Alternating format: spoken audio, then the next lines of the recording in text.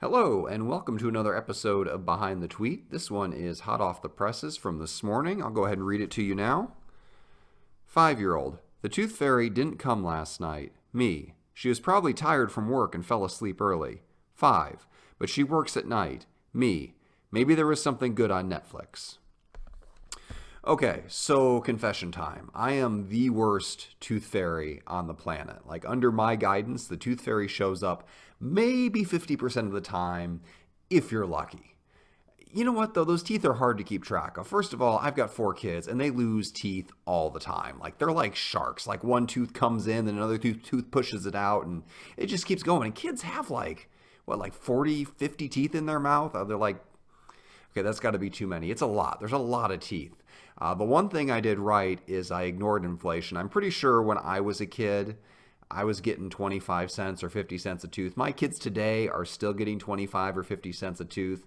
Hopefully they don't compare notes with their friends who are getting like 5s or 10s or whatever. I don't know what everybody else is getting. I specifically don't ask other parents what they're paying their kids for their teeth because I don't want to up my rate.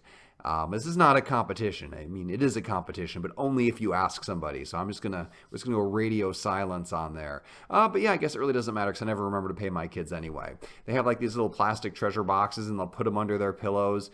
And then the next morning they'll wake up and they'll say the tooth fairy didn't come. And if you've watched any of my previous videos, you'll recall I've built up some very specific lies around the tooth fairy. They're convinced there are two tooth fairies. One of them is a tall giraffe who reaches through the window with the giraffe head, and the other is a tiny fairy who goes through the ducts to deliver money that way when she bothers to show up, which again is less than half the time. Like my voice squeaked there. I'm so upset about the tooth fairy's poor attendance. Like, somebody should fire her. She is just dropping the ball left and right.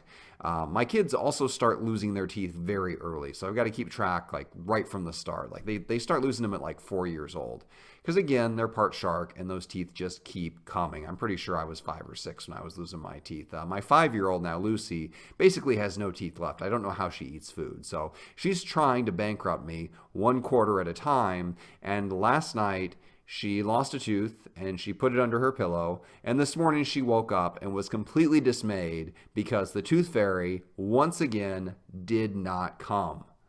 But I am resourceful. I said, you know what? Let me go downstairs and check and see if maybe the tooth fairy left the money downstairs by mistake. Downstairs being where I just so happen to keep the quarters that I guess I don't have anything else to do with them other than pay for teeth. But you know what? They're there. They're my quarters, and I'm slowly having the wealth drained from me. It's like the tooth tax going on down here. So I come downstairs, and I think for a moment, and I look back to my good friend, the bear. And I go back upstairs, and I show Lucy 2 quarters, and I say, look what I found. These were on the floor. The tooth fairy, the small one who flies through vents, she came in the house last night and she saw that bear and she got scared and flew away and dropped the money. So it's not the tooth fairy's fault. It's certainly not my fault. It's the bear's fault for being so scary. And I guess it's sort of my fault because I should have called the tooth fairy and warned her that there was a giant, dead, well-dressed bear currently residing in my house.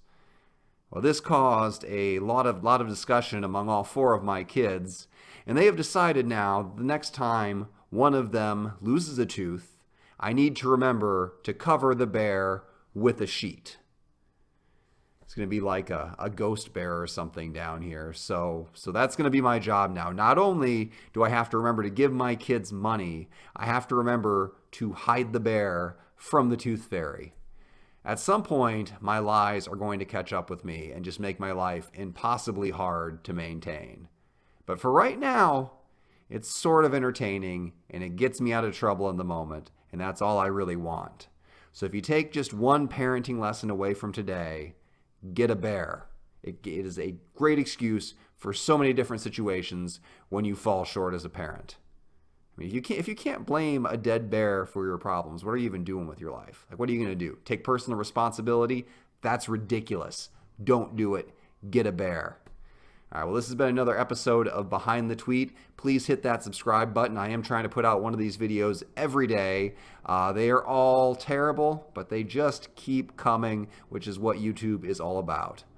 Low quality content at lightning speed. All right, thanks for joining me.